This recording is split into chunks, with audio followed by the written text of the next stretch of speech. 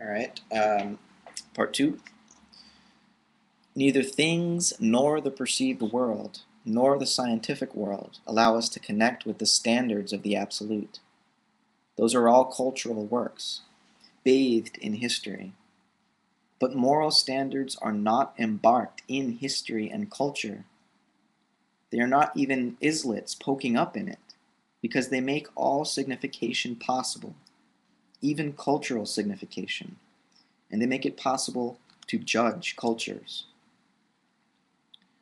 Um, so this is going to be the next part of the chapter called the trace, but I want to pause for a minute just to sort of reflect on what's been said here. Um, you know, Plato believed that this world that we live in, the physical world, is a pale reflection of a more ideal dimension, and he nonetheless wrote the Republic in an attempt to make this world, the earthly world, more perfect. And it's this attempt to sort of transcend the particularities and idiosyncrasies of culture by constructing a state that is more perfect, that has sort of guided Western history up to at least this century, where various revolutions, I guess even back to the French Revolution with the Reign of Terror, which resulted, that being the first instance of this sort of, well, even before that with colonialism, this sense that the Western cultural ideal is beyond culture, in that it can inform all other cultures of the right way. Um, this is obviously a dangerous idea, and you would hope, or would have hoped, that our species would have gotten over this notion of a culture above all cultures, or a culture of no culture. And yet, we see with George Bush in 2003, this war in Iraq, basically reproducing this same colonialist model where, well, I guess from the beginning, we had already been interfering over there and putting Saddam in power and allowing him, to remain in power in full knowledge of what he was doing to the Kurds and to other people, political enemies. And so it seems as though we're still struggling to figure out how to deal with this issue of what the good is. And Levinas is trying to find a pre-cultural good, and in that way preserve a form of this Platonic ideal. But he's resting this ideal in ethics,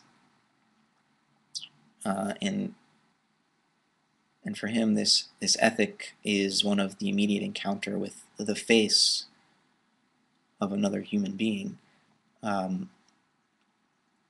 which for him is the source of all the meaning of the words that we share with one another, and the various forms of cultural expression that we produce. All of it gains its meaning from this original sense of responsibility that we feel to one another, that can't be explained by culture, because it explains culture. We work because we feel a debt to one another in a pre-reflective, precognitive way. Levinas is trying to do a phenomenological analysis here to get below the level of what we normally take for our conscious, reflective, everyday lives.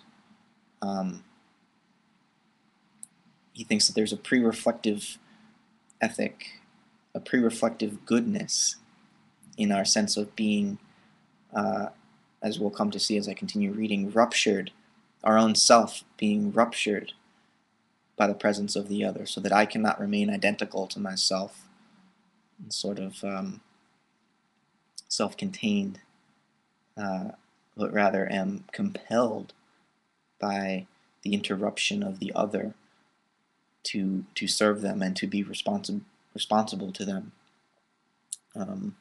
regardless of whether or not there is any reciprocity.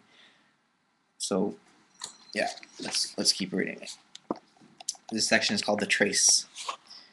However, the notion of sense developed from the epiphany of face, which allowed us to assert it before history, presents a problem that, in closing, we would like to attempt to resolve. This beyond, from which the face comes, and that sets consciousness in its rectitude, is it not in turn an unveiled, understood idea? If the extraordinary experience of entry and visitation of the face maintains its significance, it is because the beyond is not a simple background from which the face solicits us, not an other world beyond or behind the world. The beyond is precisely beyond the world, that is, beyond all unveiling, like the one of the first hypothesis in Parmenides, transcending all knowledge, be it symbolic or signified, neither similar nor dissimilar, neither identical nor non-identical, says Plato of the one, excluding it precisely from all revelation, even indirect revelation. The symbol would bring the symbolized down to the world where it appears. Then what can be this relation with an absence radically removed from the unveiling and dissimulation? And what is this absence that makes visitation possible, but is not reduced to obscurity? Because this absence includes a significance by which the other is not converted into the same. The face is abstract. This abstraction certainly does not correspond to the raw sensible given of the empiricists, nor is it an instantaneous cut in time, where time would cross eternity. The instant pertains to the world. It is a cut that does not bleed, whereas the abstraction of the face is visitation and advent that disturbs immanence without being set in the horizons of the world. Its abstraction is not obtained from a logical process going from the substance of beings, from the particular to the general. On the contrary, it goes toward beings, but is not engaged with them, retires from them, is absolved. Its wonder lies in this elsewhere, whence it comes, and where it already retires. But this coming from elsewhere is not a symbolic reference to this elsewhere as to a term. The face presents itself in its nakedness. It is not a concealing, but thereby indicating form. Let me read that again. The face presents itself in its nakedness. It is not a concealing, but thereby indicating form, a base. It is not a hiding, but thereby betraying phenomenon, a thing in itself. Otherwise, the face would be confounded with a lack that precisely presupposes it. If signifying were equivalent to indicating, the face would be insignificant. And Sartre, though stopping short of a full analysis, makes the striking observation that the other is a pure whole in the world. The other proceeds from the absolutely absent. Its relation with the absolutely absent whence it comes does not indicate, does not reveal that absent, and yet the absent has signification in the face. But this signification is not a way for the absent to give itself en creux in the presence of the face, which would bring us back again to a kind of unveiling.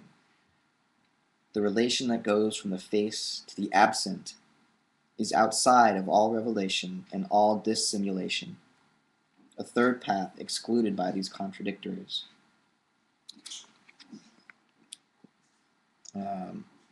How is this third path possible?